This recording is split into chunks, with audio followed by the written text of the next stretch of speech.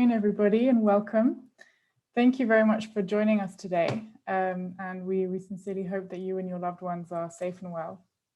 My name is Maxine Jordan, and I'm the lead on our India activities in the Energy Efficiency for Emerging Economies program, or the E4 program, of the International Energy Agency. The E4 program has been working with the Bureau of Energy Efficiency of India since about 2014, as well as with many other stakeholders, on promoting energy efficiency across all sectors, and we're very grateful to BEE and our partners for this collaboration. We have a very interesting webinar lined up for you today on energy efficiency and urban infrastructure in the time of COVID-19 in India. So thank you to our panelists for joining us today and to our attendees for tuning in. Next slide, please. Before we begin the session, I'd just like to give a couple of housekeeping tips. So we want to let you know that we are recording the webinar, and the recording and slides will be available to download from the IEA website in a few days, and we'll send you an email to all participants when that is available. And if you would like to ask questions to any of the panelists, please do so using the Q&A function in the Zoom platform, and we'll have time to answer them at the end. So I'm now pleased to hand over to our excellent panel, which will be moderated by my colleague, Dr. Alison Pridmore, who leads our work on energy efficiency in transport. So I hope that you all enjoy the session, and Alison, the floor is yours. Thank you, Maxine. Next slide, please. As Maxine suggested, we'll be having a question and answer session at the end of the presentations, and please use the Q&A function provided. Next slide, please. Hello, everyone. As Maxine said, my name is Dr. Alison Pridmore, and I'm the Transport Lead in the International Energy Agency's Energy Efficiency Division. I'm pleased to welcome you all to this webinar on energy efficiency in the time of COVID-19, which is looking at transport urban infrastructure, action and impacts in India in the context of social and economic recovery.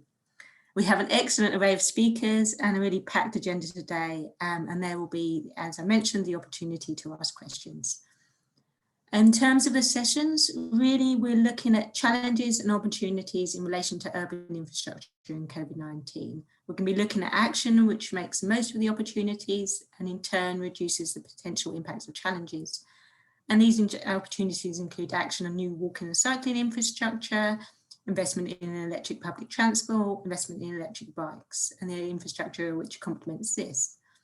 In terms of what we're going to be covering, in terms of the format of the session, we're really going to be moving from the global to the regional to the city level. We're going to be looking at written plans and data analysis to on-the-ground action. And this is incredibly complementary, showcasing real-world examples, showcasing best practice learnings, showcasing data collection from on-the-ground action, which today will facilitate, is integral to ensuring that things are implemented successfully. In terms of the global, I'm going to start by providing a brief overview of some of the work that the International Energy Agency has undertaken in urban infrastructure. And then this will be followed by a more regional perspective. And I'm really pleased to welcome Mr. Sharad Kumar from TERI, who's going to be working the Energy and Resources Institute, who'll be talking about sort of things that are happening across India. Mr. Kumar works on the research, policy analysis and project implementation within the Centre for Sustainable Mobility at TERI. His work at TERI, he's involved in a number of transport related projects, including in the field of public transport, freight movement and electric vehicles. And he's a postgraduate in economics. Moving from the regional to the more local, we have two very interesting local perspectives. And I'm really pleased to have Ms. Vijaya Lakshmi, who's the Managing Director of Hyderabad Unified Metropolitan Transport Authority. And she'll be talking about some of the research and some of the action that Hyderabad has undertaken.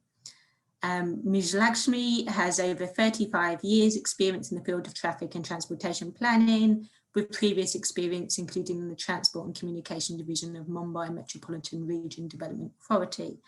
Achievements here include key infrastructure projects, including the first metro in the city and India's first monorail.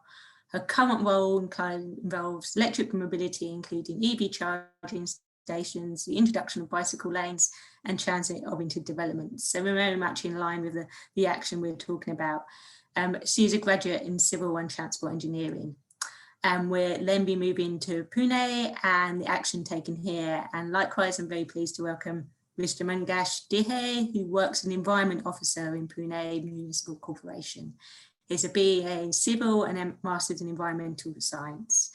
He's been preparing the environmental status report for Pune City for the past 10 years, and he does the pollution monitoring for the city, and also coordinates between different departments and relating their projects towards the sustainable development of the city. So very much an environmental understanding here. Next slide, please. As mentioned, really we're going to kind of kick off by talking about the global perspective and some of the work that the International Energy Agency has been undertaking. Globally, COVID-19 has led to large-scale changes in urban transport activity. Public transport use has declined dramatically, while cycling, walking and car travel has been less impacted.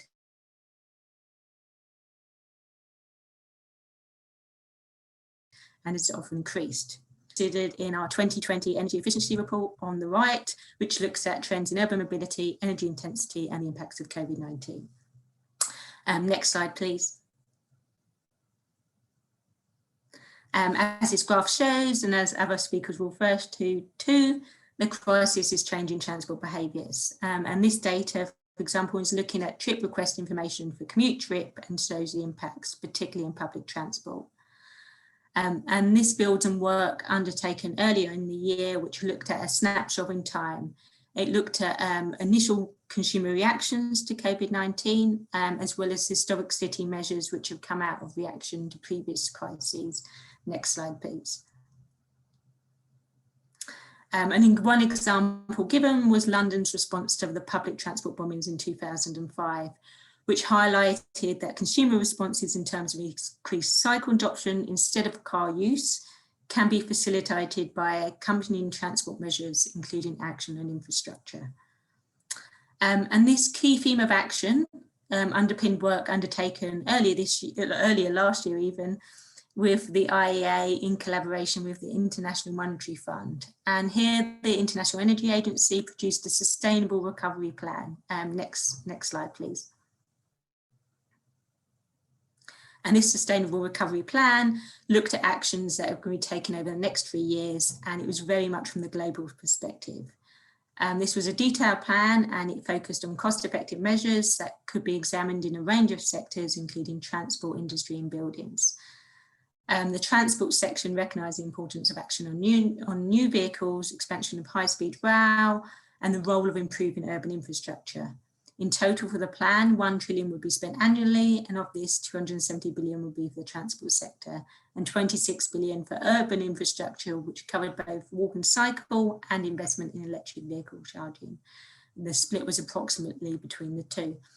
And urban infrastructure, and again, I think our panelists will be talking more to this, was seen to offer a number of opportunities. There was a timeliness, there was a recognition of the need for socially distant measures and opportunities for walk and cycle. There were benefits, there were air quality improvements, as well as the longer term health benefits associated with active travel. There were opportunities in terms of shorter payback periods, and there was also the near term shovel ready nature of some of the jobs provided. Next slide, please. For jobs, both walk and cycle infrastructure as well have large job multipliers, and this resulted in higher levels of potential job creation. So for example, for walk and cycle infrastructure, it is estimated that around 175,000 jobs per year could be created globally. And the Energy Efficiency 2020 report that I mentioned at the beginning also tracks progress in this. So really, as I sort of mentioned at the beginning, this is the kind of analytical side. And today we're going to be looking at what's happening in terms of on the ground action, what kind of in-country impacts have been felt, what schemes are currently underway, what impacts are being seen. And this is very timely in terms of sharing best practice, lessons learned, in terms of expectations and impacts, in terms of really helping take implementation forward. And with that, our very pleased to hand over to Mr. Kamar, who will be sharing his screen. Welcome, Mr. Kamar.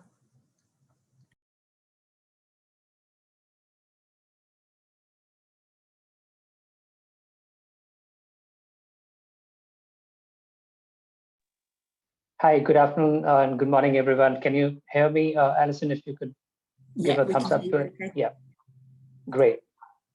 So my name is Sharif, and I'm working as a fellow and area convener in Center for Sustainable Mobility in Terry. Now, I'll be talking on the impacts of COVID on the urban transportation scenario in India, where we conducted a survey in the mid of 2020 when lockdown happened and everyone was locked inside, and the direct and clear impact was straight on the transportation side first. And so we tried to capture it through one of the survey works that we did. And the report is also available on the website for greater detail, but I'll be capturing some of the findings, key findings from the study. I'll be also talking about some of the lessons learned and some of the strategies that the cities would adopt going forward in key transportation sectors in the urban sphere.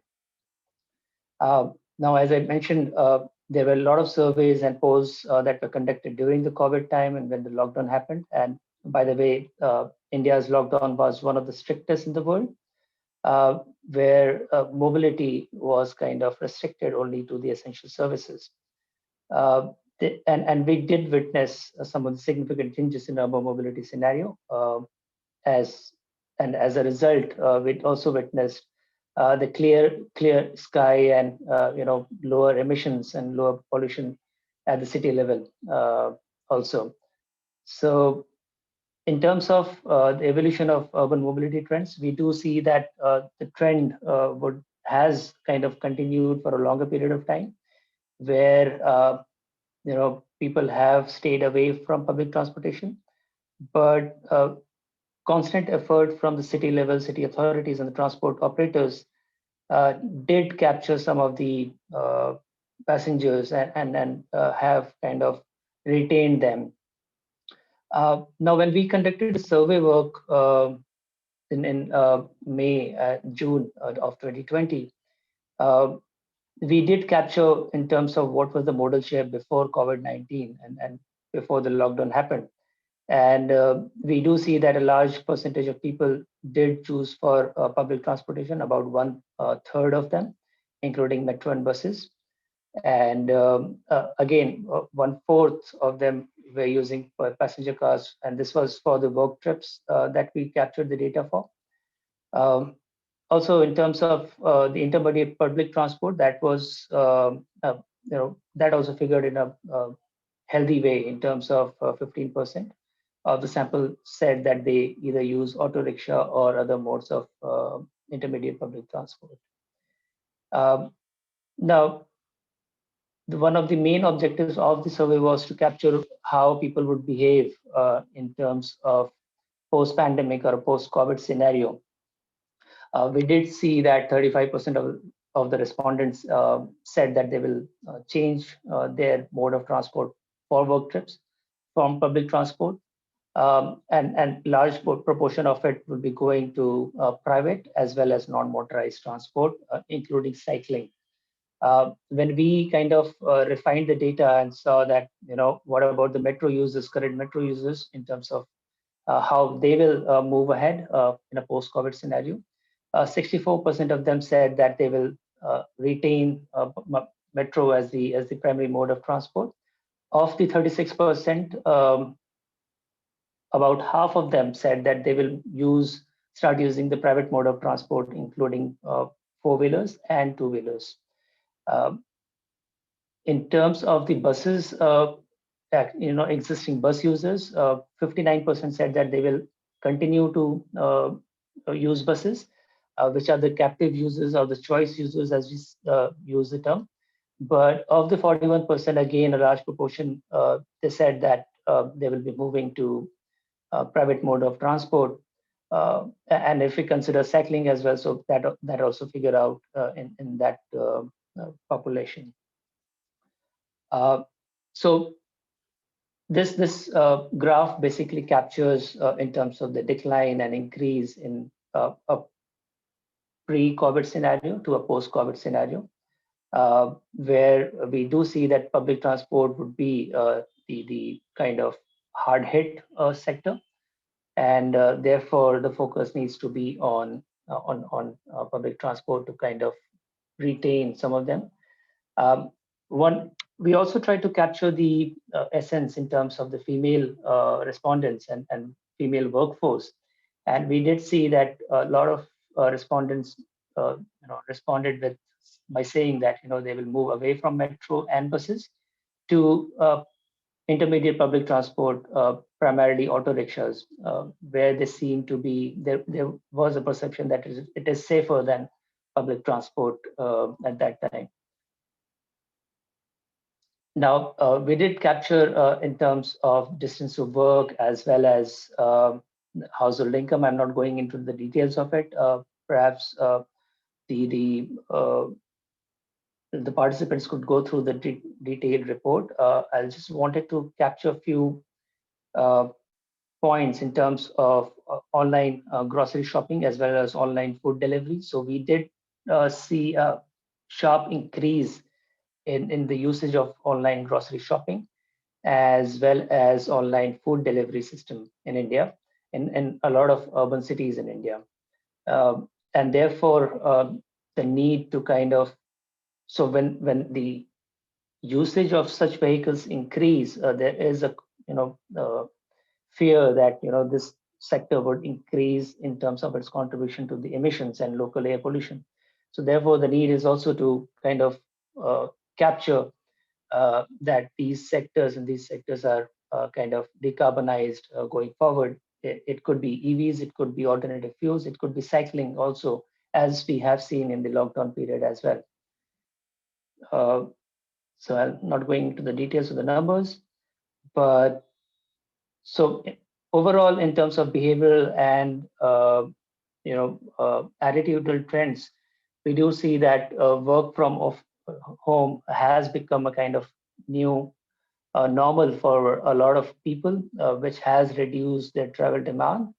But people have also started moving away from public transport, especially to guarantee adequate physical distancing, such as walking, cycling, as well as private cars.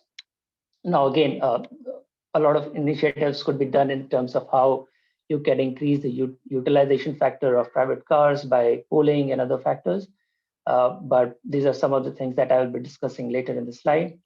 Use of bicycles, which we saw that in terms of the increased sale of cycles during 2020, where people also became aware of some of the benefits of cycling, but also it helped them to do some kind of physical activities apart from what they were doing at homes when they are locked down in their houses. So hopefully some of that share will continue to remain as indicated in the survey work that we did. Online shopping will continue to grow, and therefore we need to figure out strategies to decarbonize that sector as well. And increasing consciousness among the citizens about pollution has also resulted in use of more energy efficient and clean transportation systems, particularly electric vehicles, where we do see that in the in the very near history that the sale of EVs has kind of increased, especially in the commercial vehicle segment. We do see a lot of initiatives in that sector happening, and just to highlight, that is more related to the cost aspect than the environment, but of course it ultimately helps the environment. Yeah. Now, in terms of the public transport, I'll just have 4 more slides and wrap up. And these are some of the critical slides that I'll be going through. Where I'll be covering in terms of the impact, challenges, and opportunities for each of the vehicle and transportation segments. Public transportation is the first one. And we did see that people will stay away from public transportation.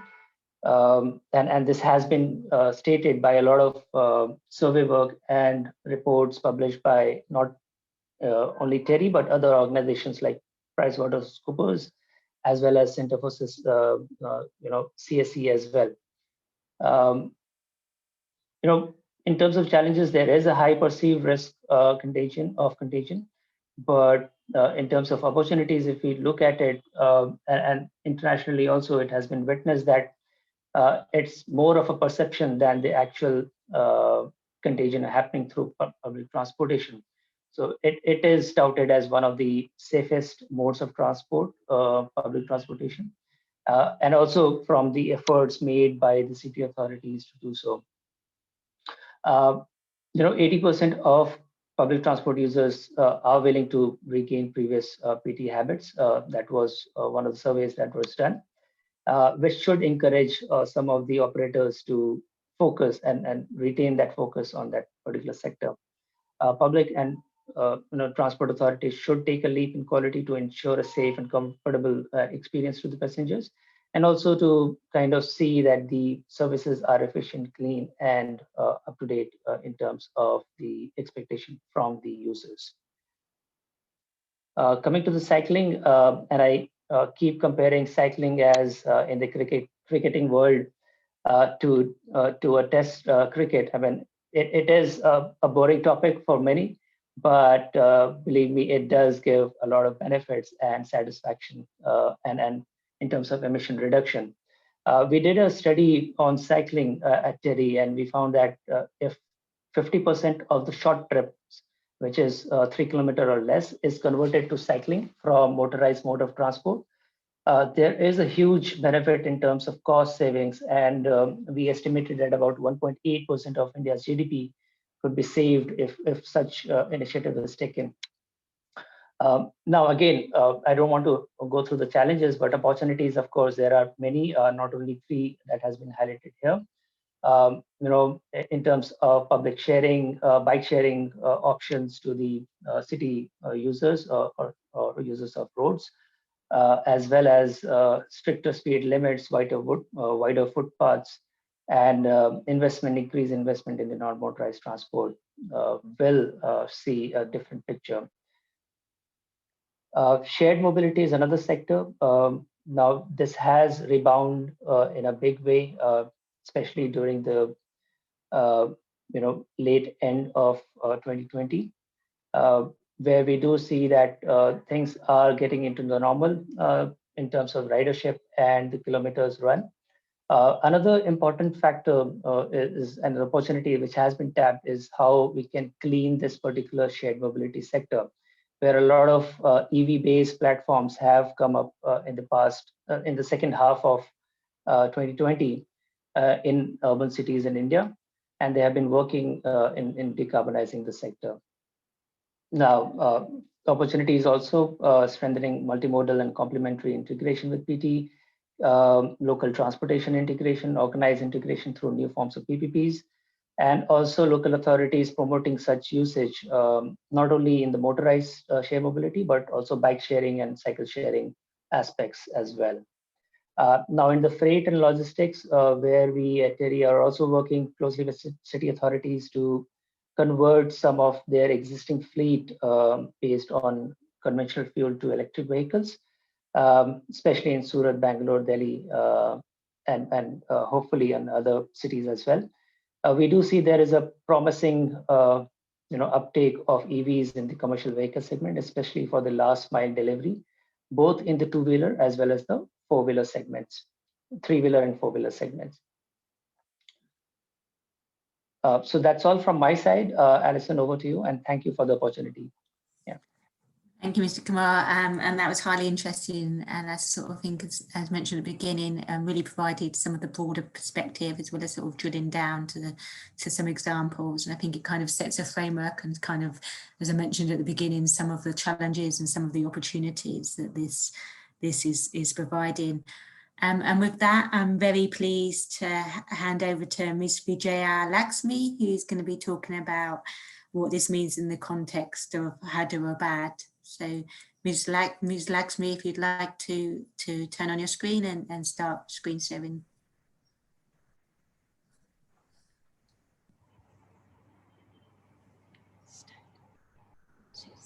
Yeah.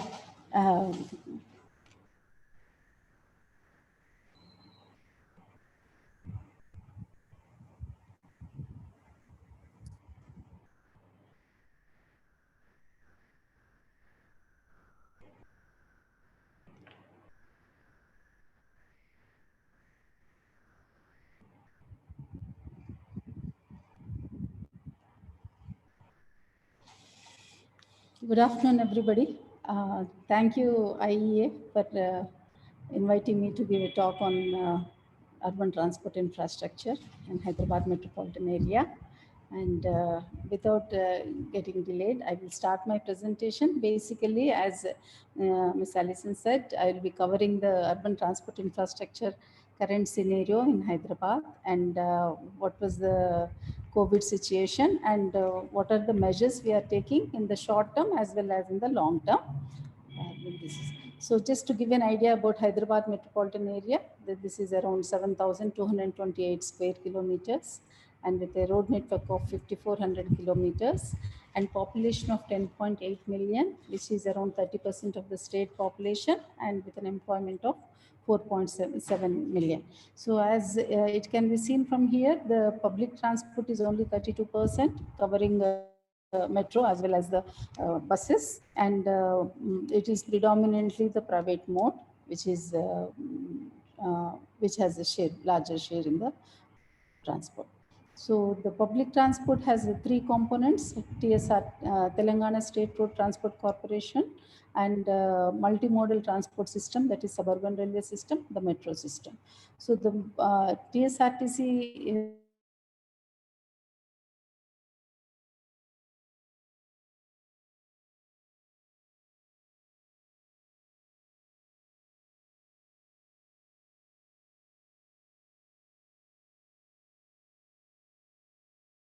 around 2.2 lakh passengers per day. So this is the situation before the COVID started. It has around 69 kilometers of metro network in terms of 3 corridors, 2 east-west corridors and 1 north-south corridor.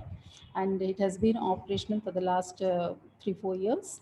And it has it was carrying around 4 lakh passengers per day. So total put together, it was 40 lakhs passengers per day by the public transport. That is the point I wanted to highlight here.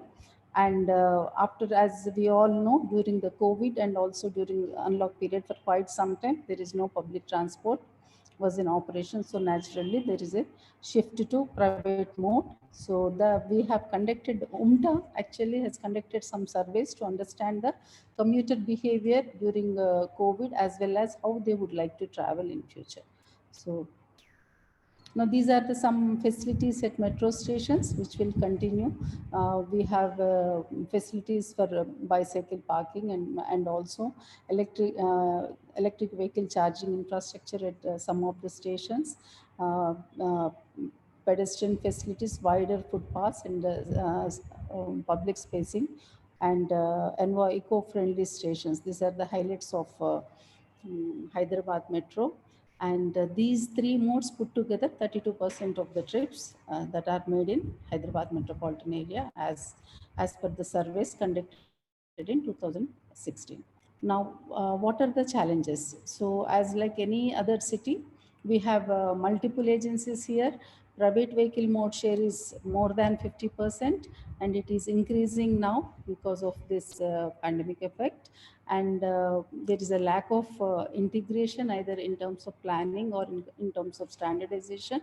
And there's a challenge of funds, challenge of expertise in the field, and little sensitivity towards non-motorized transport. So with this challenges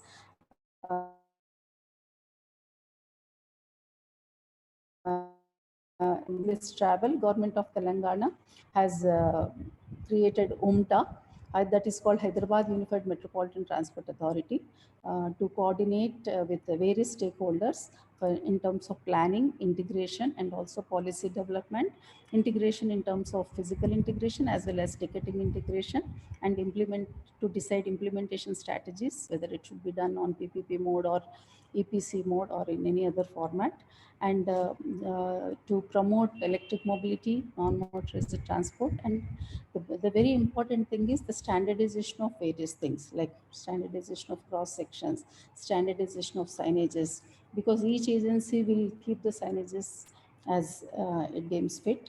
So with all these objectives, SUMT has come into force, and for the last 1 year, we are in effectively operation with a small team. So today I'm going to share you what we are doing to the city in terms of planning and coordination. Yeah, so the first part is the planning. So prepare a vision plan for the city. So we have a comprehensive transportation study being carried out for the city, and preparing a vision plan for 2041. So what does it requires? We want to know how the future will be. For this, we need a population for 2041 and employment. So when we have, based on this trend analysis, we have evolved that population will double from 10 million to around 18 million. And the employment will also double from 4.7 million to 9.3, with a workforce participation ratio of 0.48. So with this, and what kind of a travel demand that gets generated because of this increase in population and employment. So that has been assessed through a scientific transportation modeling. And we have also assumed various scenarios, how the land use will develop in future. So how to integrate this land use in transport. This has been studied, and then various scenarios have been considered, because we can't predict a single future.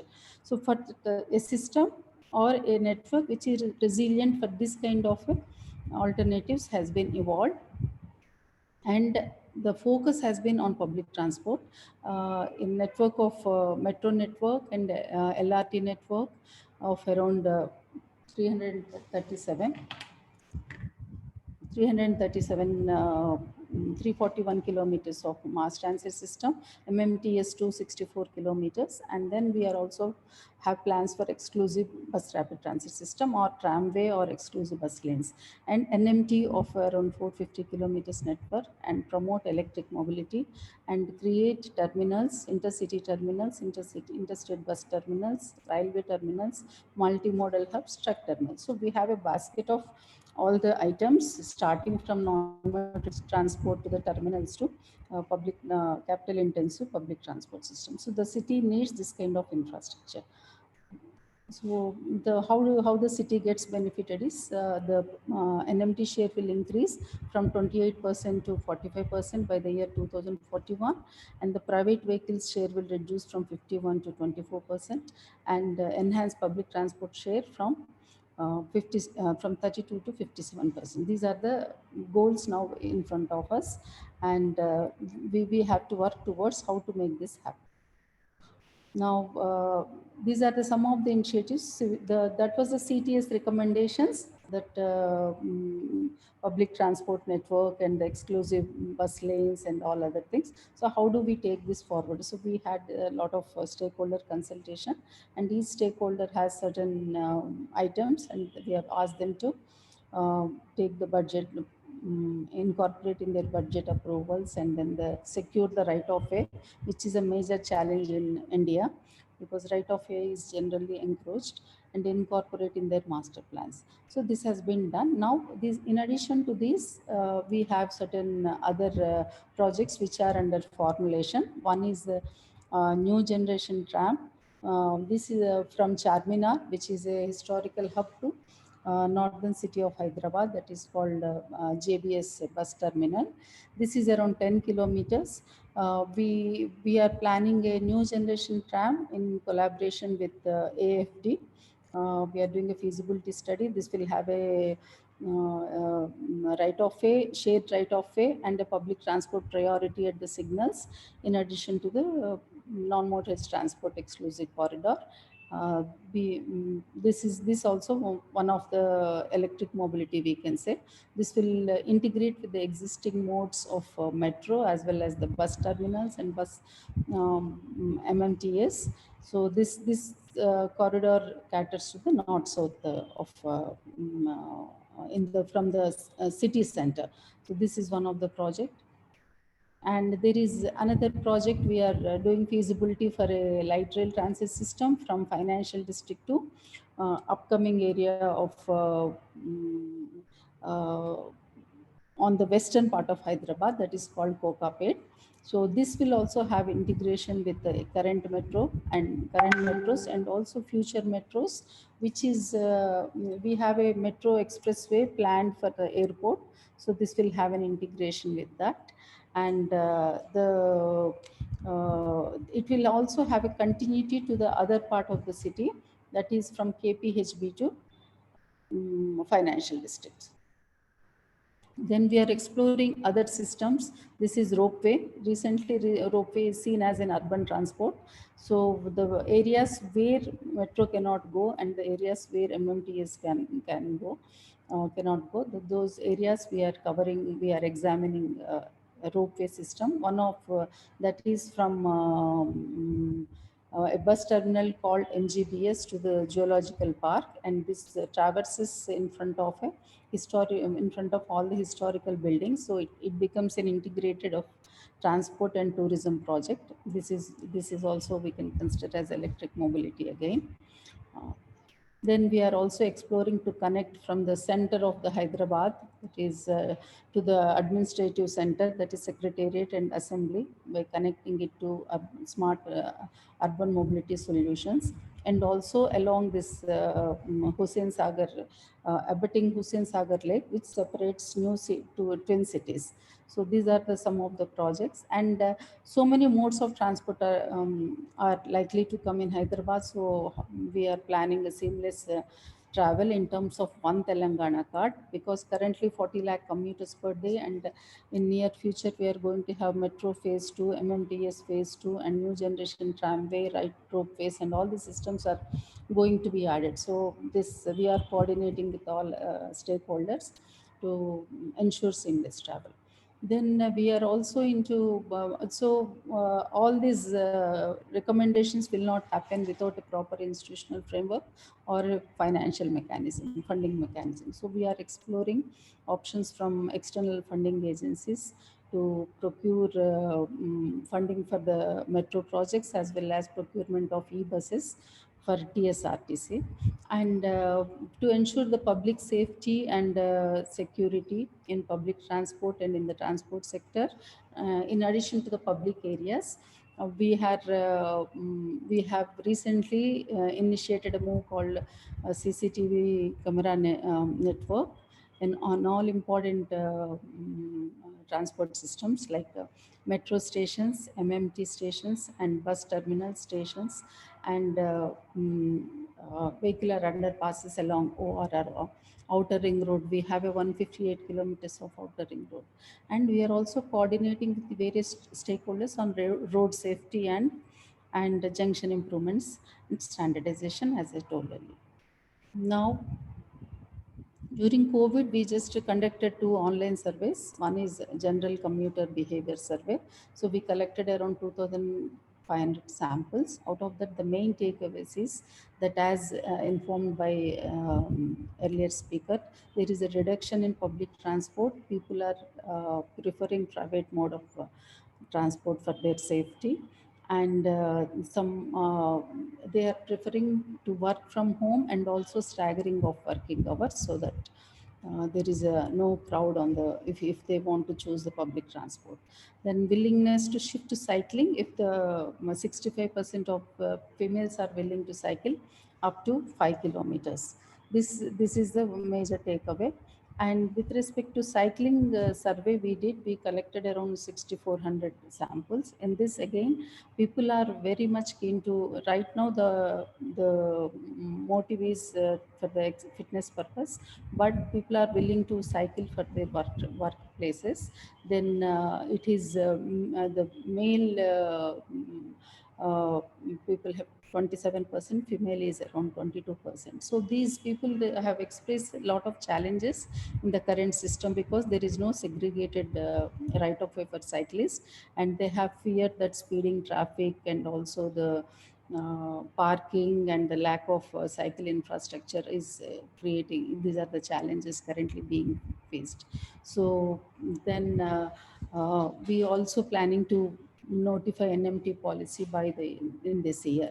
These are the major takeaways, and based on the survey and the feedback we got, we have planned preparing a master plan for cycle network in terms of short term and medium term.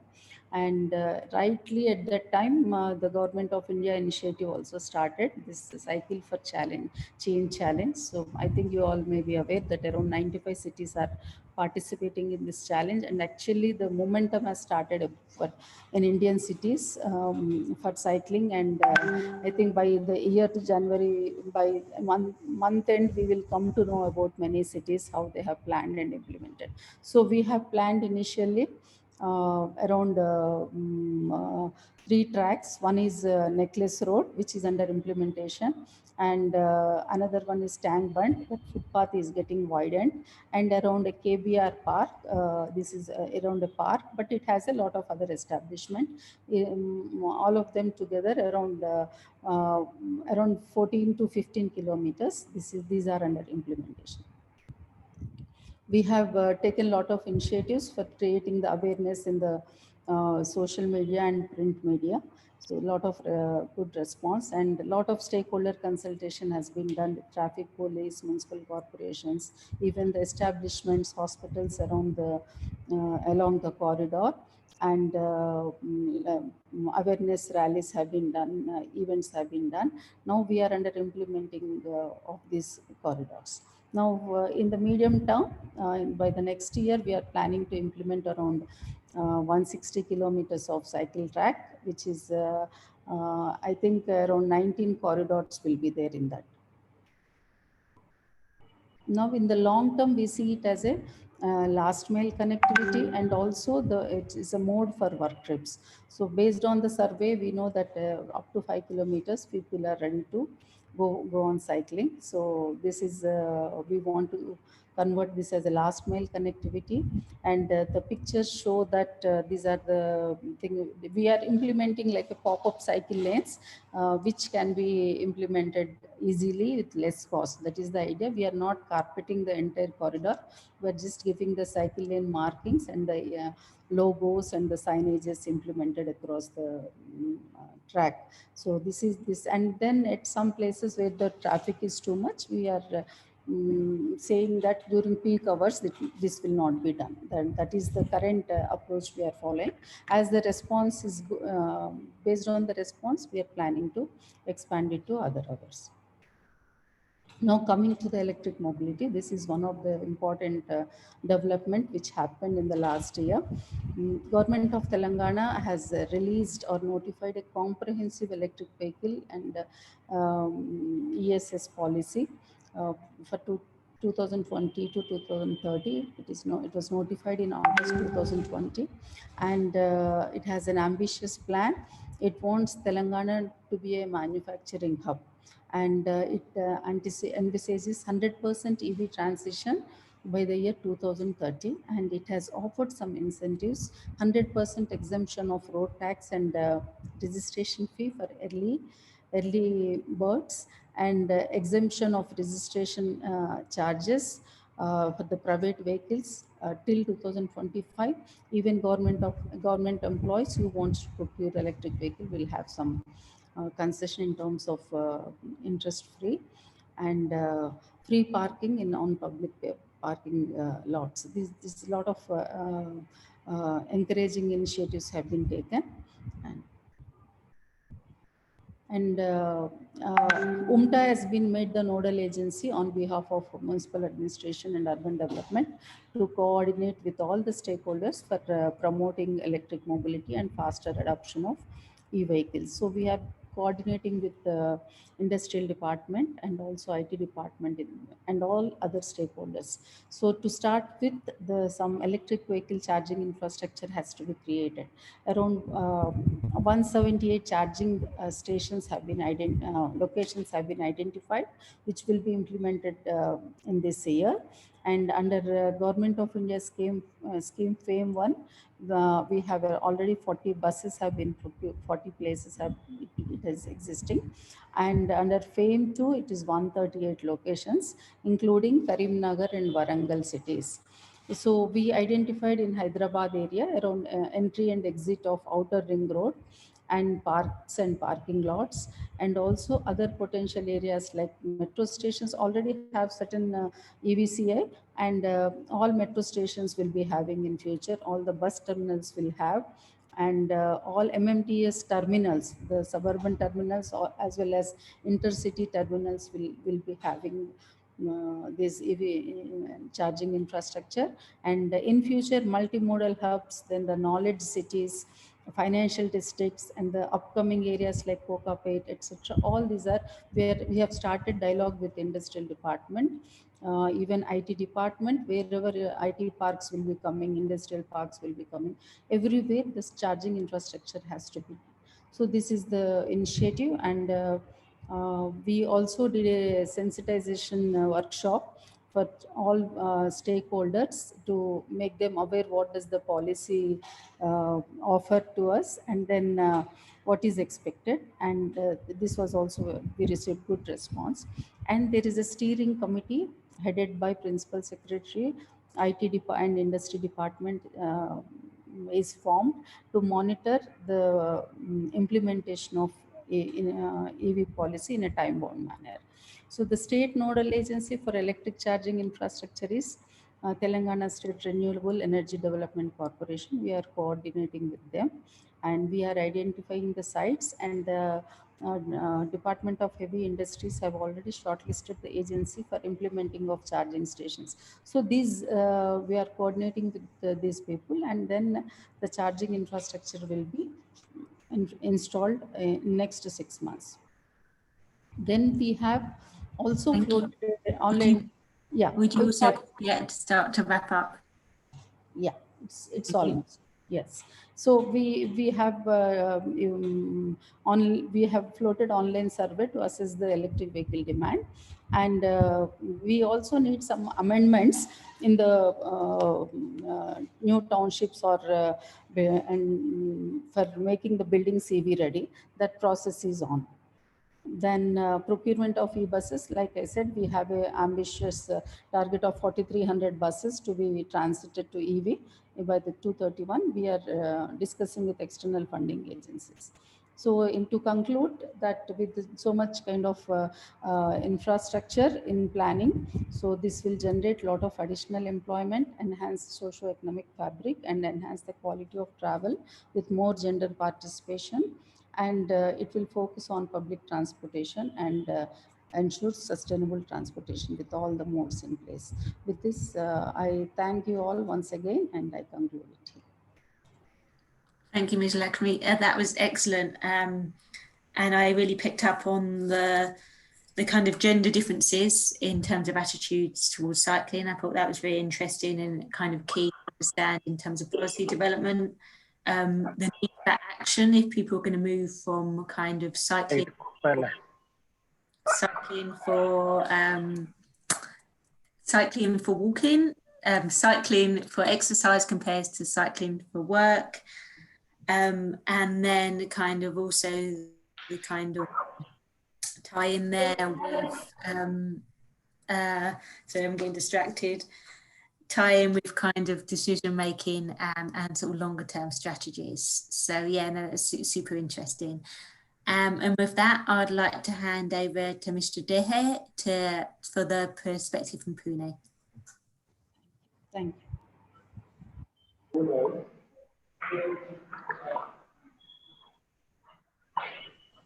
you. Thank you, Alison.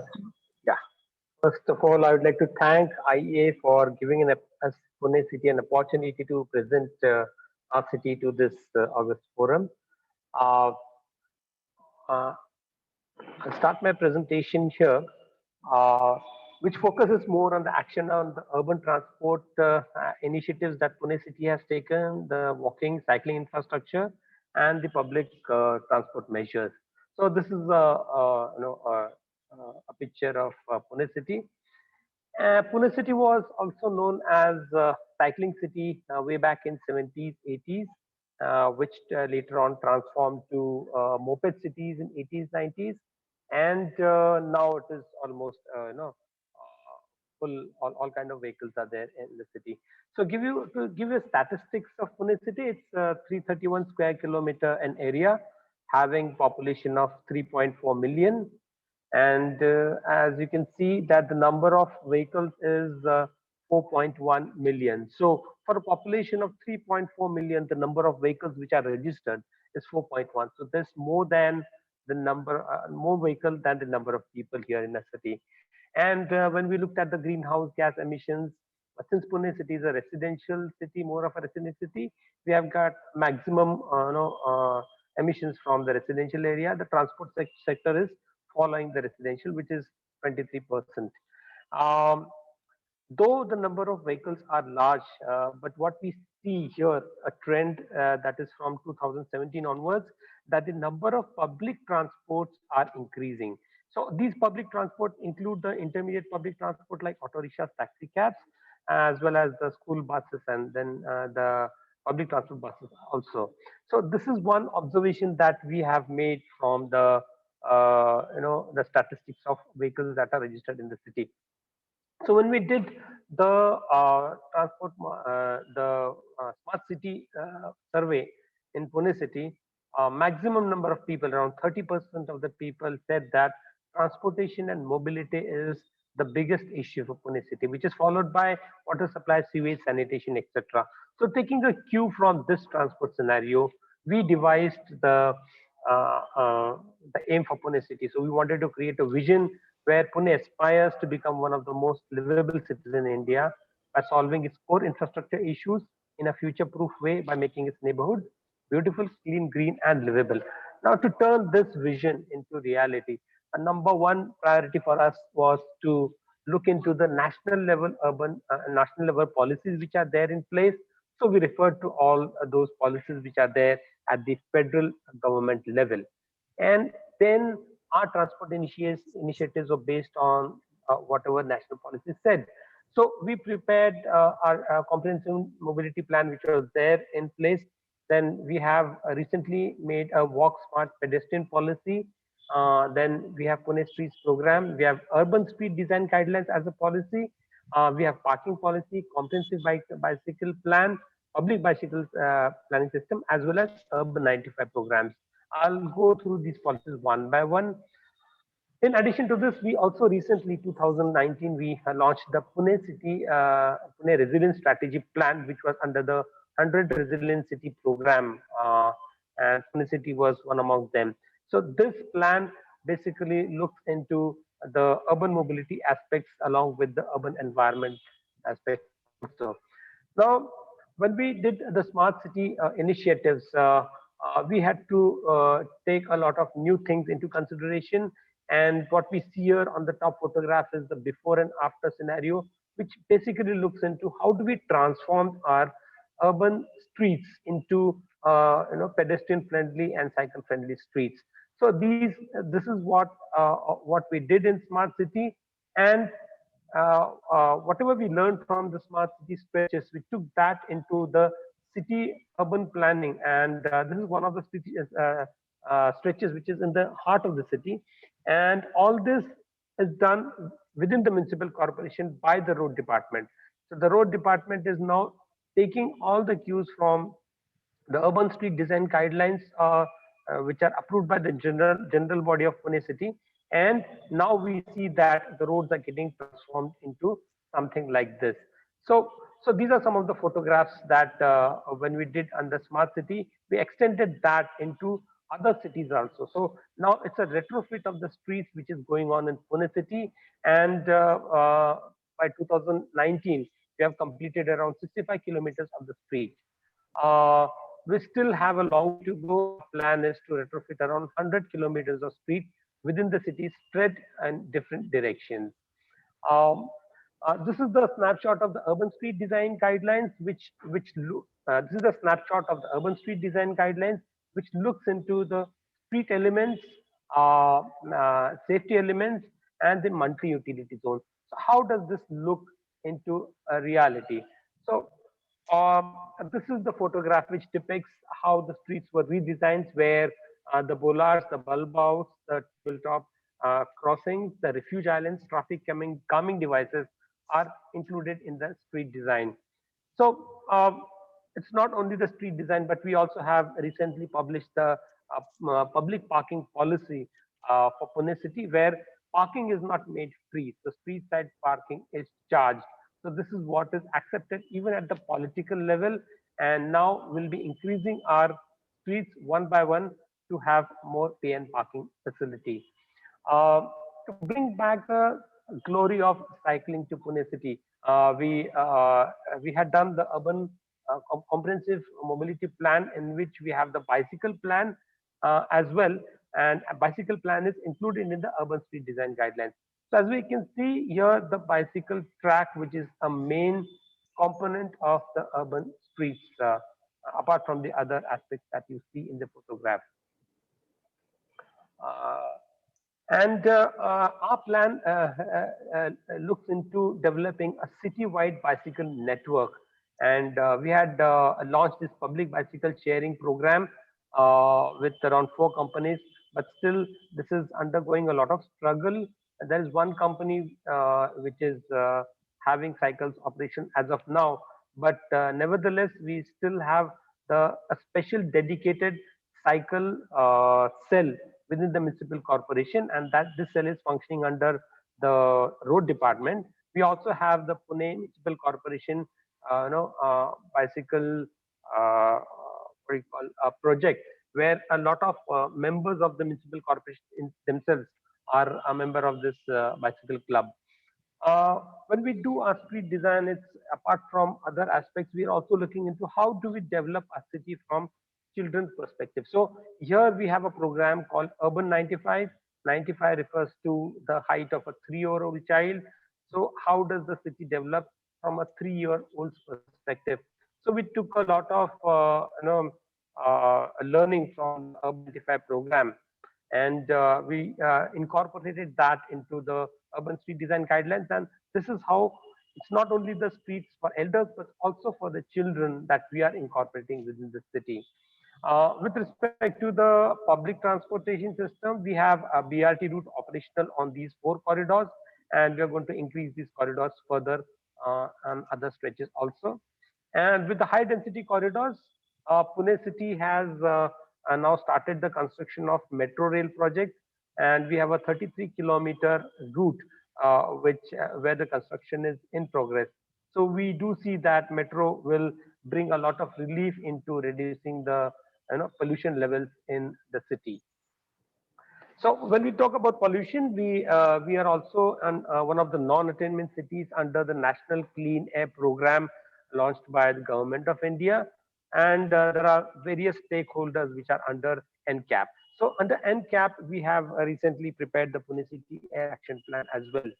Now in this slide, you can see that the way municipal corporation has been focusing, prioritizing its budget on more on the walk, bus and cycle, and less on the private vehicle infrastructure. So here the green bar which you see from 2015 onwards, it is increasing, and our budgetary expenditure is all towards how do we improve walk, bus and cycle in city. On the right hand side photograph, we can see that the municipal corporation also gives a subsidy to the 3-wheeler auto rickshaws for converting from petrol diesel vehicle to CNG vehicle.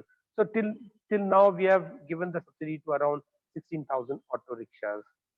Pune city has taken a big leap into putting up e-buses within for the people, and here in this photograph you can see the number of buses. As of now, we have 150 e-buses which were flying just before the lockdown, and even now as we talk through this presentation, 150 more buses, the order is placed, and our target is to reach 500 buses. So for a city bus fleet of 2,000, our aim is to reach to 25% of the buses operating on E. And as of now, 70% of the buses are running on CNG. Now here in this slide, when we did a survey for how does the e-bus take into the city. So citizen experiences, yehi hai right choice.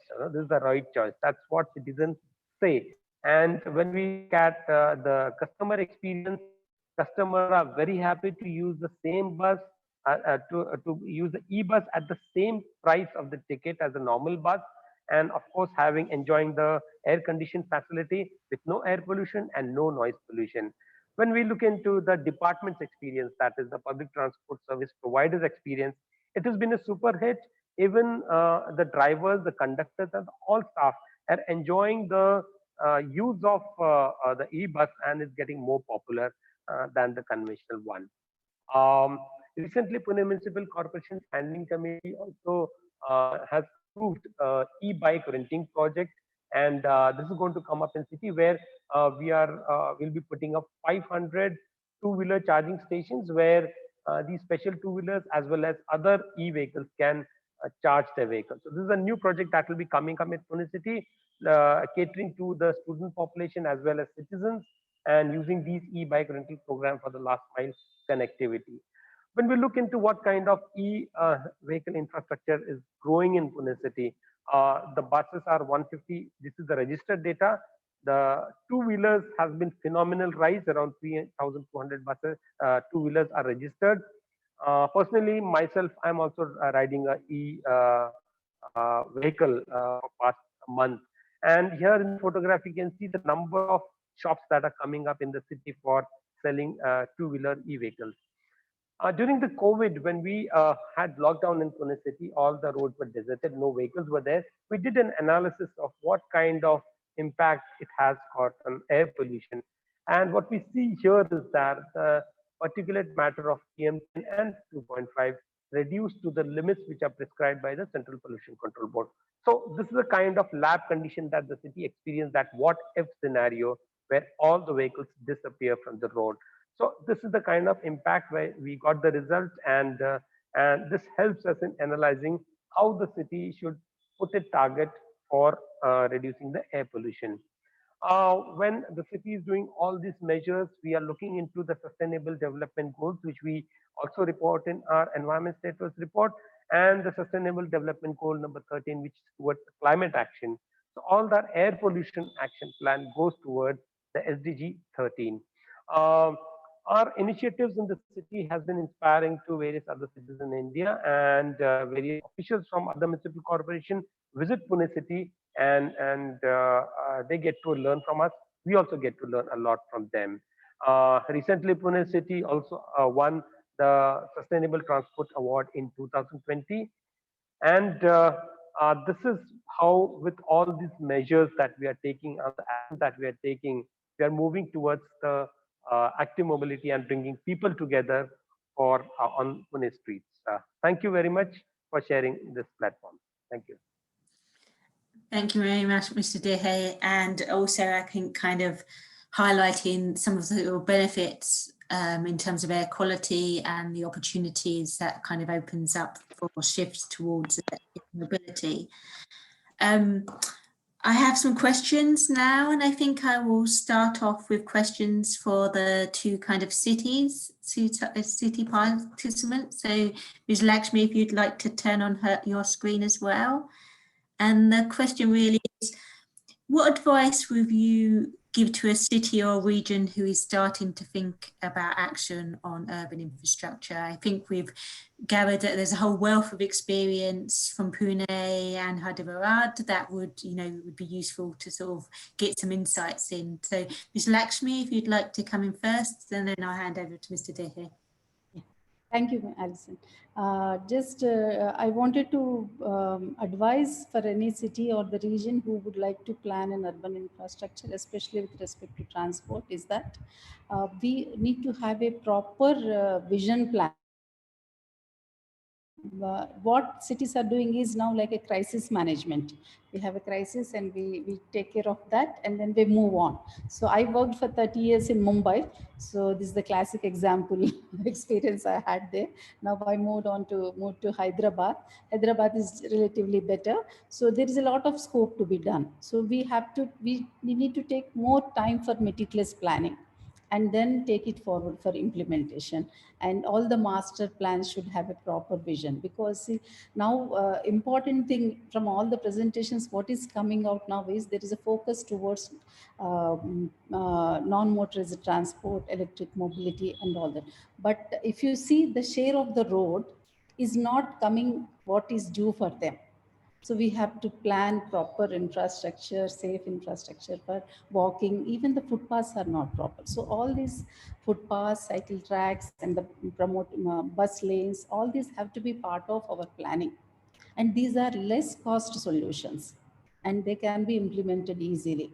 So for this the mindset has to be changed, and then the planners have a very large role to influence the decision makers and to incorporate in master plans, to prepare a detailed vision plan and take this forward through implementation in a systematic manner. So this is my advice to any city who is coming up with for the infrastructure. Thank you, that was really super insightful. And Mr. Dehe, if you'd like to come in with your perspective. And the question was around, you know, what advice would you give to cities? What advice would you give to regions starting out in thinking about urban infrastructure? Well, our experience is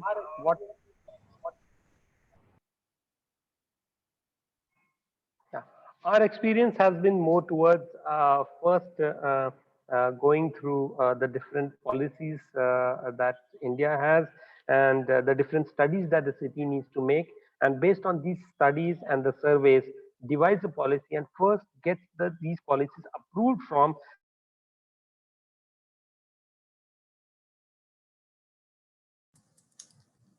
I think we're losing you. Would you like to come in without the camera?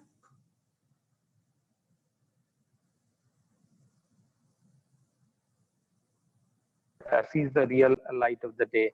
So this has been the kind of journey that I would like to emphasize. And while doing these initiatives or projects, it's important that we do the pilot stretches first, get an understanding how they're adapted, because we need to do a lot of modifications as per the requirements of that particular locale or the city. And once it is accepted, then we can do the modification for other roads as well. So from pilot to the real life big projects, that should be the journey, is what I want to say. Thank you. Thank you, that was super helpful. And then I have another question for the two of you, and then I'll move to Mr. Kamir. But the question, and I really saw this come through in Ms. Laxmi's side, but also Mr. Dehe's, is about engagement with stakeholders. So obviously, in terms of challenges and opportunities, stakeholders are key. So any insights there? It sounded like there was a multi-level approaches for both of you, but if you could talk a bit more to that, I think that would be very useful.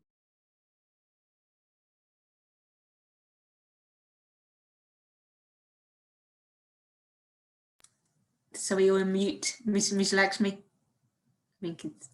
Yeah. Thank you. Like I mentioned in my presentation, any city will have a multiple agencies in urban transport sector, be it in planning or implementation or operations or integration. So we need to perform all these roles, and there is a lack of planning and integration in all the cities mostly. So that's the reason Government of India also advocates creation of a umbrella entity, that is like urban unified mass Metropolitan Transport Authority.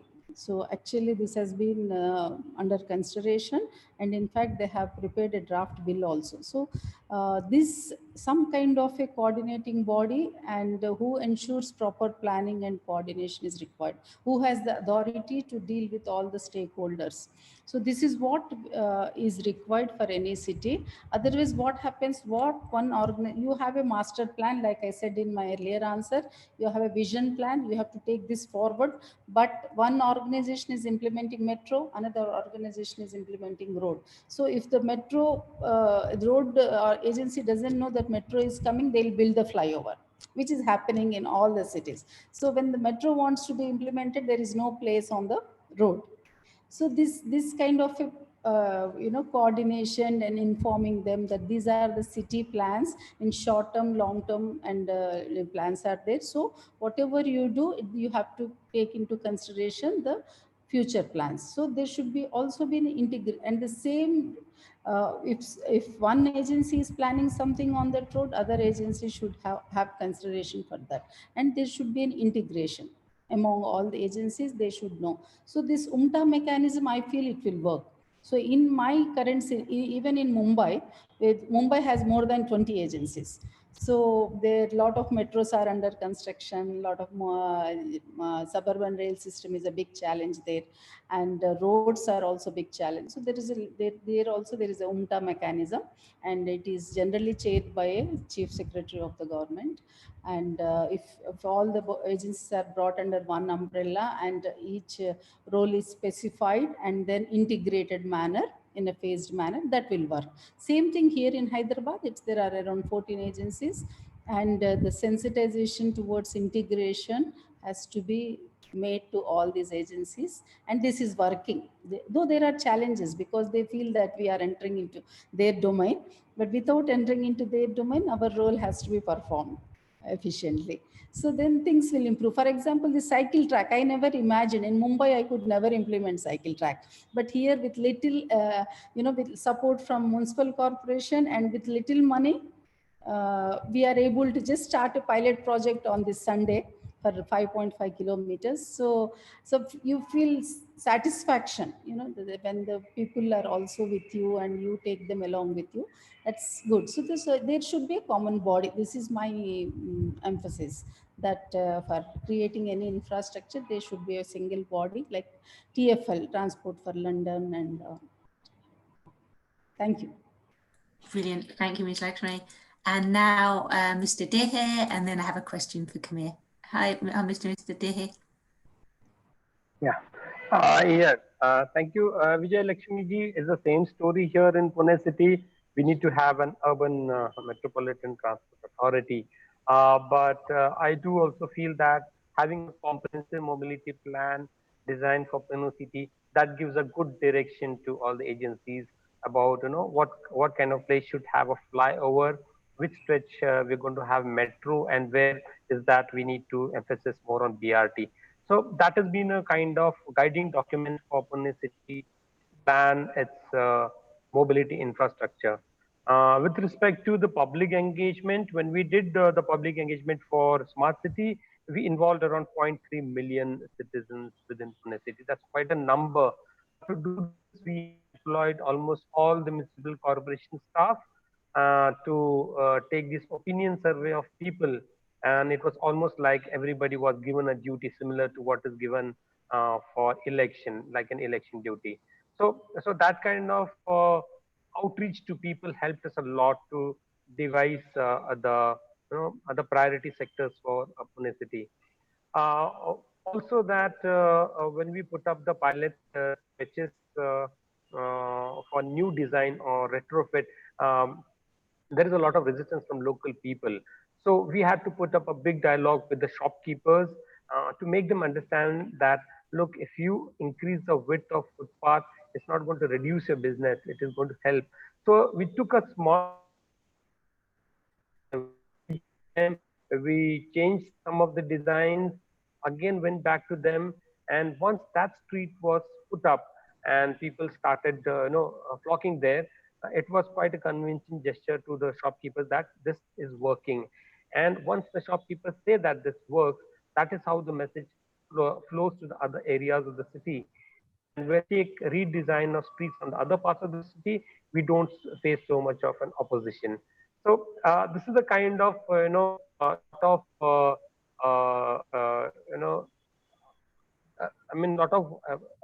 follow up with the shopkeepers, which is important, and even the local stakeholders.